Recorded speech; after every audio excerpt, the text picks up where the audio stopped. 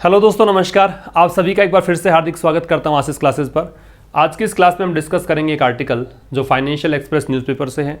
और newspaper reading से पता है आपको कि वोकैबुलरी, कॉम्प्रिहेंशन, ग्रामर, ट्रांसलेशन सब कुछ हम एक साथ सीख लेते हैं। तो उसी सीरीज़ को हम आगे बढ़ाते हैं और आइए स्टार्ट करते हैं ये सेशन। और ये सेशन खास करके बिगिनर्स के लिए भी बहुत ही इंपॉर्टेंट है, क्योंकि अगर आप शुरुआत करते हैं, अखबार पढ़ना चाहते हैं, शुरुआत से पढ़ना चाहते हैं, सीखना चाहते हैं कि कैसे अखबार पढ़ा जाए, तो यहाँ से आप वो टेक्निक निकाल सकते हैं, यहाँ से वो तरीका सीख सकते हैं। इसका पीडीएफ आप प्राप्त कर सकते हैं टेलीग्राम चैनल से, लिंक डिस्क्रिप्शन में है। आशीष क्लासेस के नाम से ही चैनल है, ठीक है, वहाँ से जुड़ जाएंगे तो इसका पीडीएफ मिल जाएगा। पीडीएफ पहले खुद से पढ़ लीजिए, फिर आप वीडियो सेशन देख लीजिए, और ही बेहतर रहेगा। तो देखो, ये जो अंडरलाइन पार्ट है येलो कलर में है, ये तो सब्जेक्ट है, ठीक है। हम इसकी वर्ब निकालेंगे और जो भी खास बातें होंगी उस चर्चा करेंगे। कह रहा है द रिचर कंट्रीज, रिचर है मतलब डिग्री कंपैरेटिव है, रिच की कंपैरेटिव है, जो अधिक अमीर राष्ट्र हैं, किसमें? इन द एशिया पैसिफिक रीजन, इस क्षेत्र में। ये जो एशिया पैसिफिक रीजन है ना, इसमें अगर आप देखें तो 48 कंट्रीज़ लगभग यहाँ पर मिलेंगी आपको। और एशिया पैसिफिक कंट्रीज़ में चाइना भी आता है, इंडिया भी आता है, इंडोनेशिया आता है, पाकिस्तान आता है, बांग्लादेश आता है, साउथ कोरिया आता है, ठीक है, मकाऊ भी आता है। तो ये कुछ देश हैं, जो 48 देश हैं इसमें।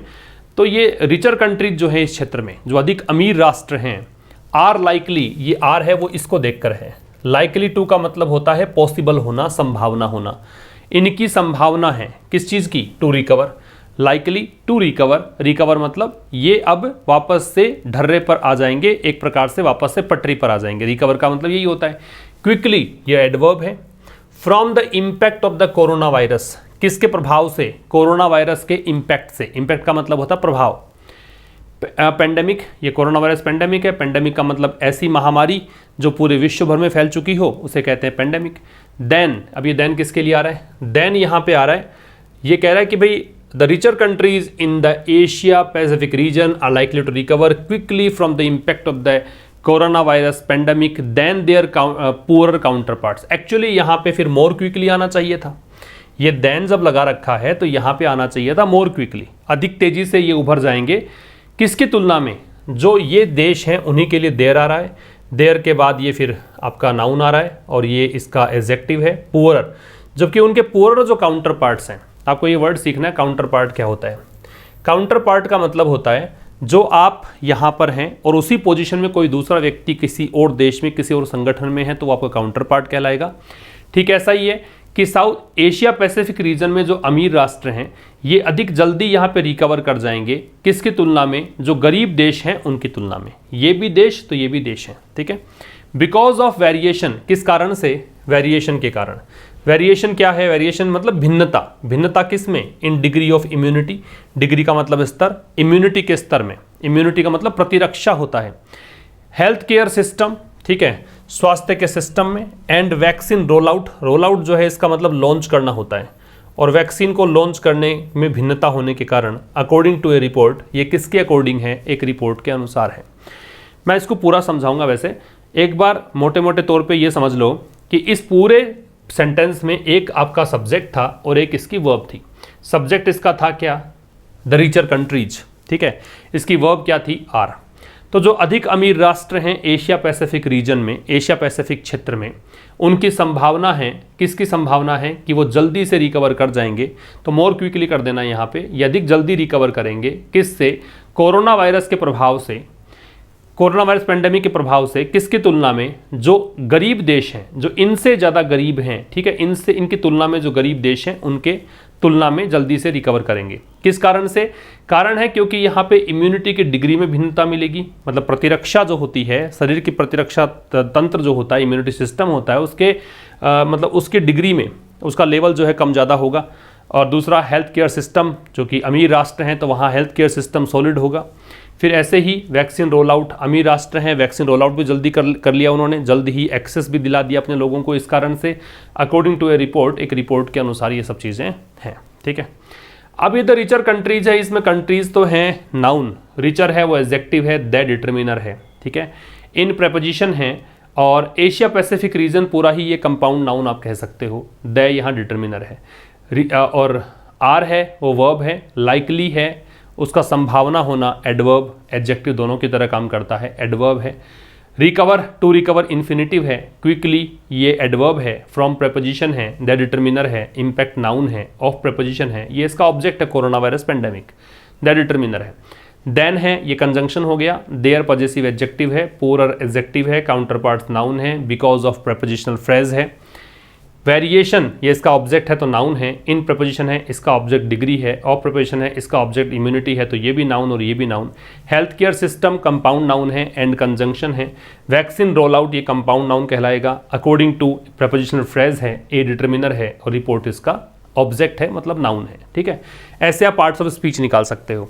कई बच्चे ये सोचते हैं कि जल्दी जल्दी सर कैसे बता देते हैं, जो नए आए हैं उनको ऐसा लगता है, बाकी मैंने बता रखा है, बहुत सिंपल बातें हैं। देखो डिटर्मिनर आपको समझ में आना चाहिए, डिटर्मिनर का मतलब ए एंड द, ये जो आर्टिकल होते हैं वो डिटर्मिनर होते हैं।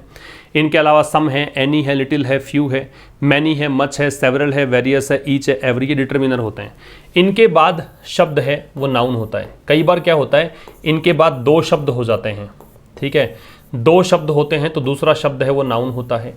कई बार ये भी होता है कि इनके बाद तीन शब्द मिल जाते हैं और तीन शब्द होते हैं तो तीसरा शब्द नाउन होता है। ठीक है, इस प्रकार से ध्यान रखें। और नाउन से पहले जो आता है वो एडजेक्टिव होता है, तो यहाँ जो दूसरा शब्द आएगा इससे पहले वो एडजेक्टिव होगा, तो यहाँ ये एडजेक्टिव होगा और एडजेक्टिव को मॉडिफाई करने वाला शब्द, इसकी विशेषता शब्द एडवर्ब होगा। ठीक है, एक तो ये ध्यान रखना। दूसरा ये ध्यान रखना कि प्रेपोजिशन है, प्रेपोजिशन के बाद में इसका ऑब्जेक्ट लगता है।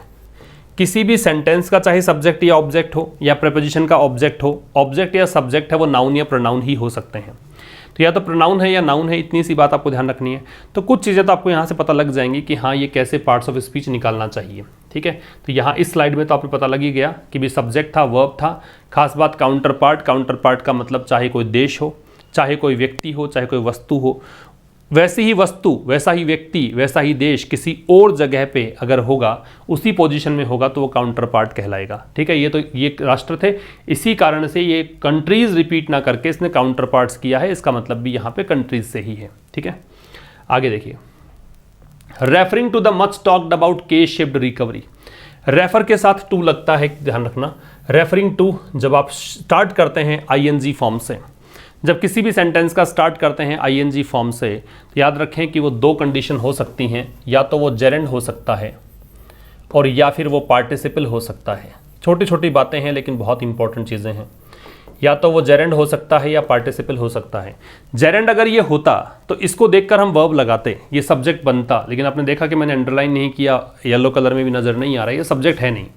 सब्जेक्ट नहीं है तो इसका मतलब ये है पार्टिसिपल, और पार्टिसिपल में भी कौन सा पार्टिसिपल है? प्रेजेंट पार्टिसिपल, क्योंकि पास्ट पार्टिसिपल जो होता है वो थर्ड फॉर्म होती है। ठीक है, तो यहाँ पे रेफर करते हुए ऐसा अर्थ निकालेंगे। रेफर का मतलब संकेत करना, इंडिकेट करते हुए। किसकी तरफ इंडिकेट करते हुए? तो टू लग गया, तो ये टू जो है वो प्रेपोजिशन होती है किसकी?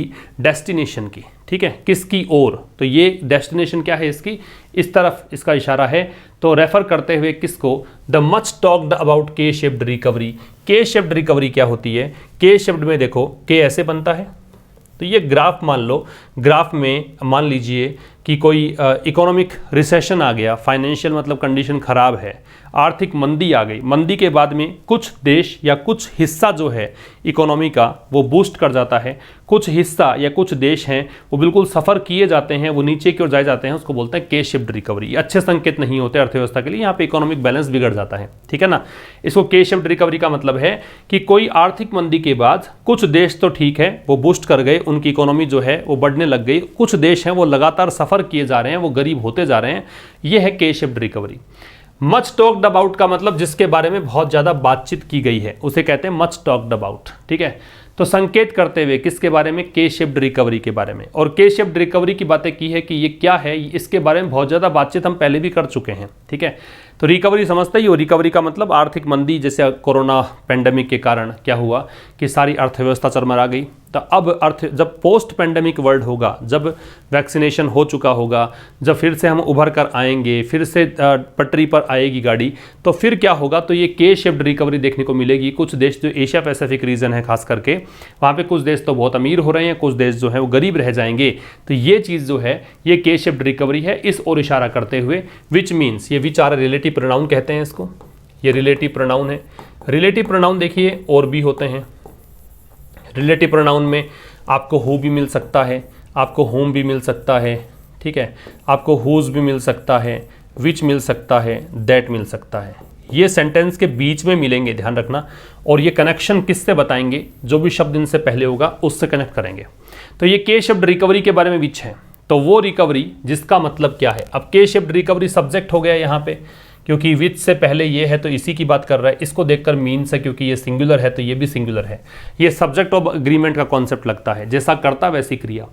तो इस ओर इशारा करते हुए, किस ओर, जो बहुत ज़्यादा जिसके बारे में बातचीत हमने की है के शब्द रिकवरी के बारे में, जिसका मतलब ये है कि सम ग्रुप्स और कंट्रीज, अब ये के शब्द रिकवरी को समझा रहा है कि कुछ ग्रुप्स या जो देश हैं रिकवर मच फास्टर, वो क्या करते हैं, अधिक तेजी से रिकवर करते हैं, ठीक है, देन अदर्स, किसकी तुलना में, बाकियों की तुलना में। यही तो था के शब्द में। क्या होता है कि कुछ देश या कुछ ग्रुप्स हैं वो जल्दी से ग्रो कर जाएंगे, किसकी तुलना में, जो नीचे जाते हैं उनकी तुलना में, ठीक है। द रिपोर्ट सेड, ये बात किसने कही, रिपोर्ट ने कही, most countries will take years to attain pandemic pre pandemic income levels, कि मोस्ट कंट्रीज विल टेक, ये भी देखो एक सब्जेक्ट है, मोस्ट कंट्रीज भी यहाँ पे सब्जेक्ट है, मैंने इसको हाईलाइट नहीं किया, ठीक है। इसकी वर्ब ये विल टेक है। ईयर्स, काफ़ी वर्ष लगेंगे कुछ देशों, अधिकांश देशों को। टू अटेन, अटेन का मतलब प्राप्त करना है, गेट करना है, ऑब्टेन करना है। किस में वर्ष लगेंगे, प्राप्त करने में, क्या, pre pandemic income levels, pandemic से पहले का जो इनकम लेवल है, आय का स्तर है उसको, ठीक है। फिर समझना, रेफर के साथ में टू लगता है। एक बात, रेफरिंग टू इशारा करते हुए, किस ओर, द मच टॉक्ड अबाउट, जो बहुत ज़्यादा हम बात कर चुके के शब्द रिकवरी की, उसके बारे में करते हुए के शब्द रिकवरी को इसने समझाया यहाँ से लेकर यहाँ तक, ठीक है। क्या समझा रहा है कि इस रिकवरी में क्या होता है, कुछ ग्रुप्स और कंट्रीज होते हैं जो अधिक तेज़ी से रिकवर कर जाते हैं, किसकी तुलना में, बाकियों की तुलना में, ठीक है। रिपोर्ट ने कहा कि कुछ देश जो हैं, अब सैड के बाद में यहाँ पे आना चाहिए दैट, लेकिन दैट यहाँ पे अंडरस्टूड है, लगाने की आवश्यकता है नहीं आपको। तो रिपोर्ट ने क्या कहा, कहा कि अधिकांश राष्ट्र हैं, इस मोस्ट का मतलब अधिकांश हैं। ये मुझे कैसे पता लगा, क्योंकि मोस्ट से पहले कोई आर्टिकल नहीं है। अगर इससे पहले कोई आर्टिकल नहीं होता है तो इसको आप ऑलमोस्ट पढ़कर चलें। अधिकांश देश जो हैं विल टेक ईयर्स, काफ़ी वर्ष इनको लगेंगे, टू अटेन, प्राप्त करने में, pre pandemic income levels, pandemic से पहले का जो आय का स्तर है उसको, ठीक है। तो देखो सब्जेक्ट क्या है, सब्जेक्ट यहाँ पे द रिपोर्ट, इसकी verb said, most countries subject, इसकी वर्ब विल टेक, ठीक है। बाकी यहाँ पे कुछ खास जो था वो ये था कि मच के बाद डिग्री देखो कंपैरेटिव है, तो मच कब लगता है, जब डिग्री कंपैरेटिव इसके बाद में होती है, एक बात। दूसरी बात आपको समझनी है कि मच टॉक्ड दे रखा है, तो जब पास्ट पार्टिसिपल होता है तब मच लगता है। तो मच का प्रयोग जनरली पास्ट पार्टिसिपल से पहले करते हैं, प्रेजेंट पार्टिसिपल से पहले नहीं करते हैं। ये दो ग्रामर के कॉन्सेप्ट यहाँ से आप सीख सकते हैं, ठीक है। और मोस्ट है वो जब भी इसका मतलब ऑलमोस्ट होता है तो इससे पहले हम किसी भी डिटर्मिनर का प्रयोग नहीं करते हैं, ठीक है। ये सब कुछ चीज़ सीखी हमने। आगे देखिए, ए के शेप्ड ग्लोबल इकोनॉमिक रिकवरी, फिर इसी को समझा रहा है। ये पूरा सब्जेक्ट हो गया कि एक, ये तो आर्टिकल हो गया, फिर ये रिकवरी है, इकोनॉमिक रिकवरी, ये नाउन है, के शेप्ड इसका प्रकार बताया है, ये एडजेक्टिव काम करेगा। तो के शेप की जो ग्लोबल इकोनॉमिक रिकवरी है, वैश्विक जो आर्थिक रिकवरी है, अपीयर्स, ये इसकी वर्ब है, ये ऐसा लगता है।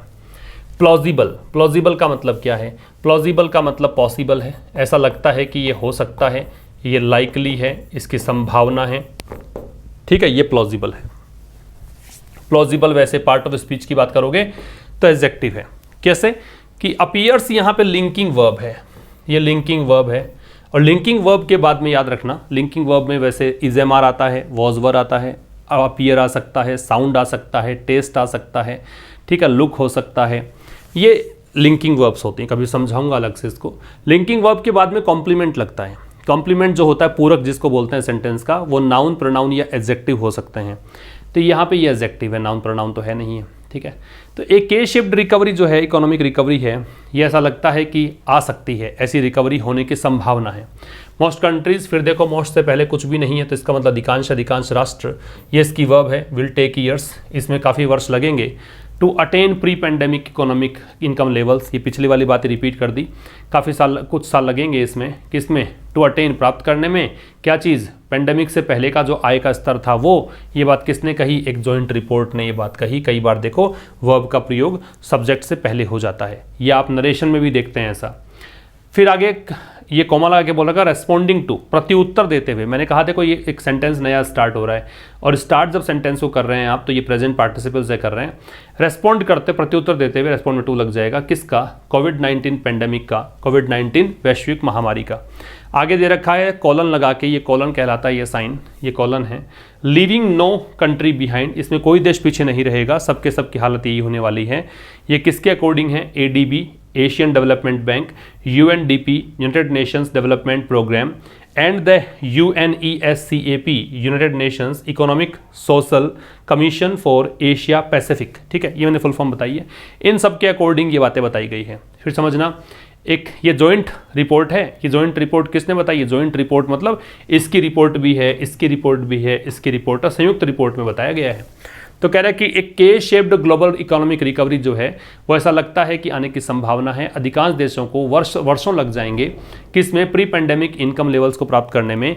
ये एक जॉइंट रिपोर्ट में बताया गया है और जॉइंट रिपोर्ट में बताया इसलिए है क्योंकि इस ओर इशारा किया है कोविड-19 पेंडेमिक का प्रभाव पड़ेगा। ठीक है, इसमें कोई भी देशों को पीछे नहीं छोड़ा जाएगा, कोई भी देश पीछे नहीं रहेगा। ये रिपोर्ट संयुक्त रिपोर्ट इनकी संयुक्त रिपोर्ट है। ADB एशियन डेवलपमेंट बैंक है, यूनाइटेड नेशंस डेवलपमेंट प्रोग्राम है, United Nations economic social commission for Asia Pacific है। ठीक है, अब यहाँ पे समझने वाली बातें क्या थी? एक तो प्लॉजिबल का मीनिंग, एक बात। दूसरी बात सब्जेक्ट वर्ब निकाल लीजिए क्योंकि ये तो बहुत ही इंपॉर्टेंट बात होती है सब्जेक्ट वर्ब निकालना। तो यहाँ पे आपने देखा कि ये सब्जेक्ट था, इसकी वर्ब ये थी, ये सब्जेक्ट था, इसकी वर्ब ये थी, ये सब्जेक्ट था, इसकी वर्ब ये है। ठीक है, और क्या इंपॉर्टेंट था? और इंपॉर्टेंट ये था कि अटेन का मतलब ऑब्टेन या गेट है, वो पिछले स्लाइड में हम देख चुके थे। एक अपीयर है, वो लिंकिंग वर्ब होती है। लिंकिंग वर्ब अगर ये है तो इसके आगे कॉम्प्लीमेंट लगेगा और कॉम्प्लीमेंट नाउन प्रोनाउन या एडजेक्टिव होता है। ये नाउन प्रोनाउन है नहीं, इसलिए मैंने इसको कह दिया कि एडजेक्टिव है। ठीक है, आगे देखें। रिफ्लेक्टिंग बैक, रिफ्लेक्ट के देखो दो मतलब निकाल सकते हो। रिफ्लेक्ट का एक मतलब तो होता है शो, दिखाते हुए। एक इसका मतलब होता है कंसीडर या थिंक, सोचते हुए। तो यहाँ पे सोचते हुए कर दीजिए। ठीक है, बैक का मतलब पीछे, तो पीछे जो हुआ, पास्ट में जो हुआ उसके ऊपर विचार करते हुए या उसको शो करते हुए। क्या? To the economic recovery. अब किस ओर इशारा है? जो पीछे के टाइम पे जो इकोनॉमिक रिकवरी हुई थी, आर्थिक जो बहाली हुई थी, प्रोसेस जो हुआ था आफ्टर द 1997-98 फाइनेंशियल क्राइसिस। तो 1997-98 का जो वित्तीय संकट था उसके बाद में जो इकोनॉमिक रिकवरी प्रोसेस चला था उसको सोचते हुए या उस ओर इशारा करते हुए द रिपोर्ट सेड, रिपोर्ट ने कहा the effects of the covid pandemic, के जो प्रभाव है कोविड-19 पेंडेमिक के, आर लाइकली टू, यार इसको देखकर लाइकली टू मतलब संभावना है, बी वर्स, कि ये और ज़्यादा बदतर होंगे। वर्स है वो डिग्री बैड की कंपैरेटिव है।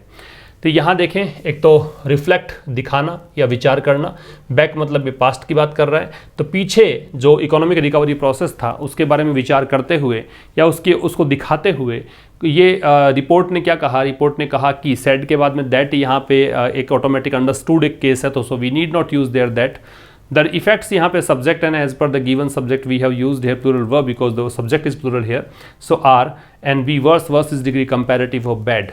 So what have we learned from this slide? देखो, we have learned so many things like subject and verb, the most essential thing. तो ये द रिपोर्ट को देखकर सैड है, द इफेक्ट्स को देखकर आर है। ठीक है, सेकेंड थिंग, क्राइसिस जो है this one is singular and plural form of crisis is crises. I के स्थान पे ई लगा देते हैं तो ये प्लूरल बन जाता है, ये क्राइसीज जो होगा प्लूरल होगा। ठीक है, रिफ्लेक्ट का मतलब शो करना है, कंसीडर करना होता है, और वर्स है वो डिग्री कंपैरेटिव है बैड की। ये सब कुछ सीखा। तो आपने देखा एक छोटा सा आर्टिकल चाहे कितना ही आसान आप ले लें, लेकिन आप देखेंगे ग्रामर को सीखना है, वास्तव में सीखना है, कॉन्सेप्ट्स क्लियर करने हैं, वोकैबुलरी को रटना नहीं चाहते हैं, सीखना चाहते हैं। कॉम्प्रीहेंशन, क्लोज टेस्ट, PQRS या पैसेज, इसको अगर आप वास्तव में ये प्रैक्टिस करना चाहते हैं तो इससे बेहतरीन कोई तरीका हो ही नहीं सकता। मुलाकात होगी कल ठीक शाम 5 बजे द हिंदू एडिटोरियल सेशन के थ्रू। तब तक के लिए नमस्कार, थैंक यू वेरी मच।